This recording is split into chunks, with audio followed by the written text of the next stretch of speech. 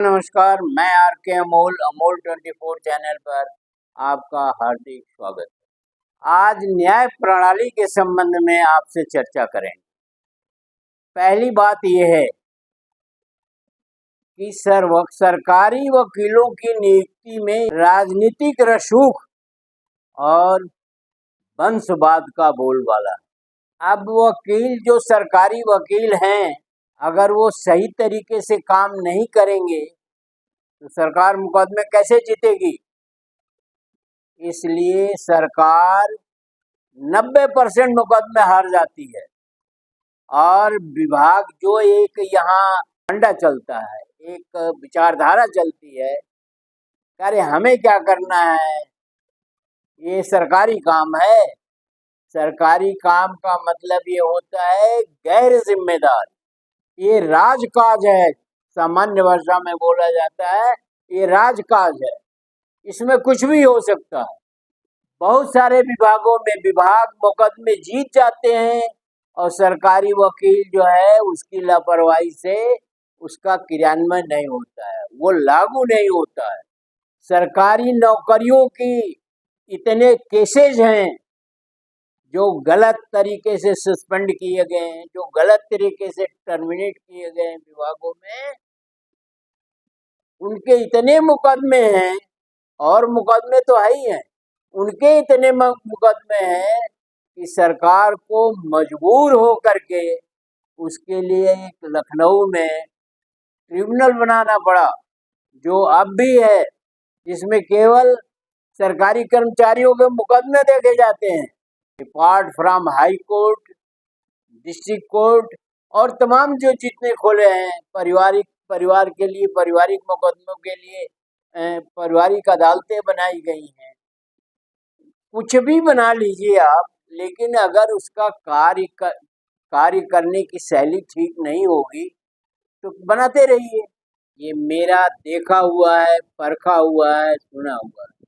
सरकारी वकीलों की कार्यशैली पूरी तरह से दूषित ही नहीं है, कार्यशैली ही नहीं है, कोई काम करते ही नहीं, मुफ्त का वो पैसा लेते हैं सरकार से और मामले को टालमटोल करते रहते हैं। अरे आपको क्या करना है, ये तो सरकार का काम है।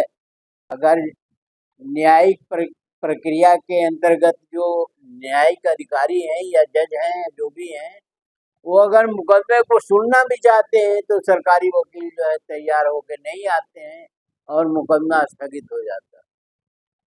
मेरा खुद का अनुभव है कि न्यायालय में इतने लटके झटके हैं, इतना वकीलों का न्यूसेंस है, वकीलों का जो है वो कोई ध्यान देते ही नहीं, और जो पीड़ित होता है वो डरता रहता है कि वकील साहब अगर नाराज हो जाएंगे तो हमारा काम नहीं होगा। आए दिन हड़ताल होती रहती है, आए दिन किसी न किसी मसले को लेकर के जो है वो चलता रहता है, एजिटेशन चलता रहता है, हड़तालें होती रहती हैं। वो हाई कोर्ट से लेकर के और निचली कोर्टों तक की स्थिति है। ये कागज लाइए, वो कागज लाइए, ये करिए, वो करिए। इससे क्या होता है कि भ्रष्टाचार पैदा होता है।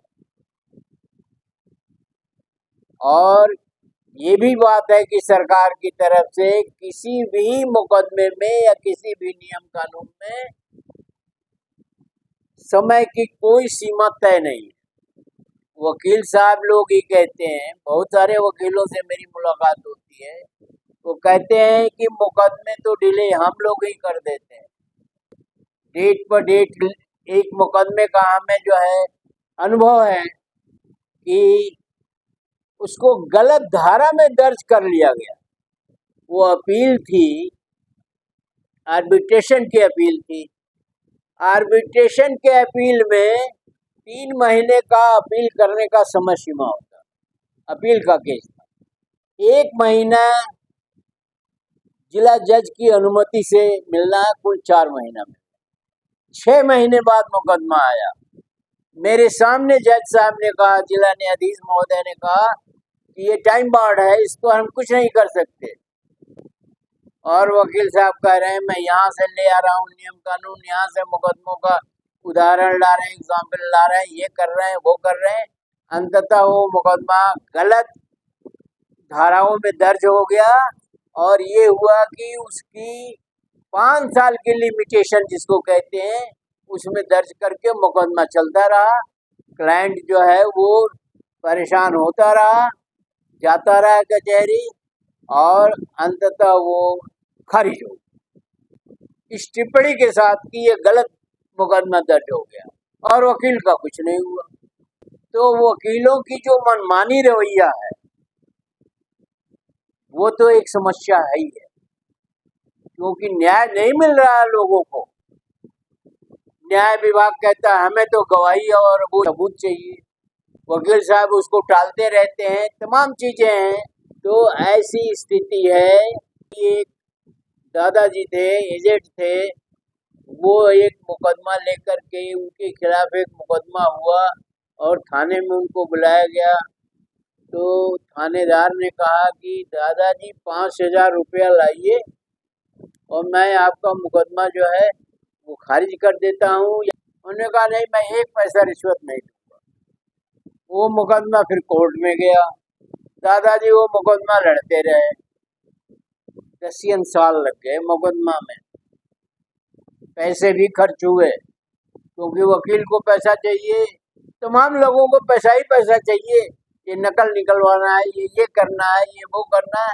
इतना जटिल है न्यायिक प्रणाली भारत सरकार की कि उसमें कोई पार पा ही नहीं सकता। तो अंततः 10 साल बाद दादाजी के पक्ष में जज ने फैसला दिया और जज ने कहा कि दादाजी मैंने आपके पक्ष में फैसला दे दिया है और आपको ये फैसला मुबारक हो।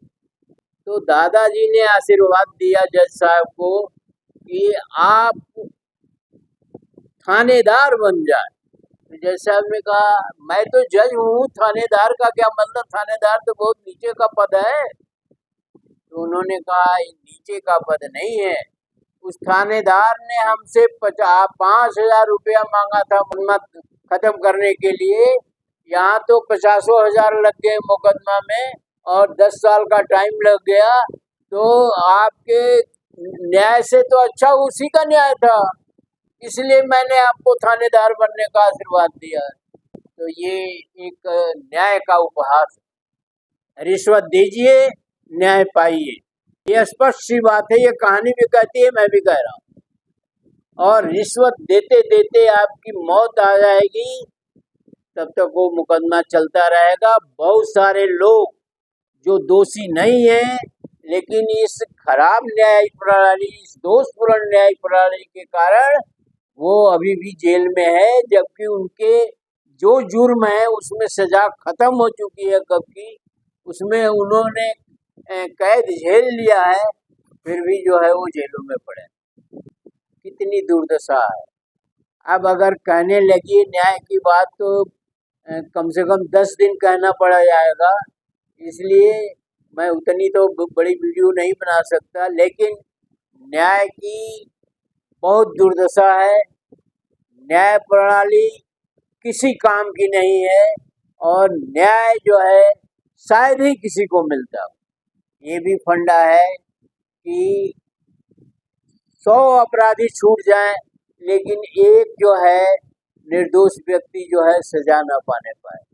ठीक है, आदर्श है तो काम भी आदर्श की तरह से होना चाहिए, काम भी सही तरीके से होना चाहिए। ये तो एक कथन है, आदर्श नहीं है, ये कथन है। अब मैं नहीं कह रहा हूँ, उत्तर प्रदेश का हाई कोर्ट कह रहा है, हाई कोर्ट के जज कह रहे हैं कि सरकारी वकीलों के चयन में राजनीति और वंशवाद पूरी तरह से हावी है और सबके सब अयोग्य हैं वकील। वो अपनी दलीलें जो है कोर्ट में पेश नहीं कर पाते हैं, वो अध्ययन नहीं करते हैं केस का और सोचते हैं ये तो सरकार का मुकदमा है, मुझे क्या करना है, मुझे तो तनख्वाह मिल रही है, 50,000 1,00,000 रुपया मिल रही है और भी चीजें मिल रही है, तो हमें क्या करना है। एक गैर जिम्मेदाराना वातावरण देश के अंदर बन चुका है, बनता जा रहा है और आगे भी बनता रहेगा। तो वकीलों के चयन में ही जब आपकी पारदर्शिता नहीं है तो न्यायालय में कहाँ से पारदर्शिता होगा। ये सरकार में उच्च पदों पर बैठे हुए लोग रिश्तेदारों को सरकारी वकील बनाते हैं, अपने लग्गू बग्गू को सरकारी वकील बनाते हैं, जिसकी वजह से न्याय प्रणाली, एक कारण ये भी है न्याय प्रणाली के दूषित होने का। वीडियो सार गर्वित है, भुक्तभोगी हैं सभी लोग, जितने लोग हैं सभी भुक्तभोगी हैं किसी न किसी कारण से। अगर 2-4% नहीं भुक्तभोगी है तो वो माने नहीं रखता। इसलिए वीडियो को पढ़िए, ध्यान से समझिए, समझाइए और कमेंट बॉक्स में हमें भी बताइए। और इन सरकारी रवैयों में या सरकार के अंदर आमूल चूल परिवर्तन करने के लिए या हर तरह से सुधार लाने के लिए आप भी सोचिए, दूसरों से भी कहिए सोचें और एक देश के अंदर स्वस्थ वातावरण का निर्माण करिए। अगर चैनल को सब्सक्राइब न किया तो सब्सक्राइब कर लीजिए, वीडियो को शेयर और लाइक करना न भूलें। धन्यवाद। जय भारत, जय संविधान।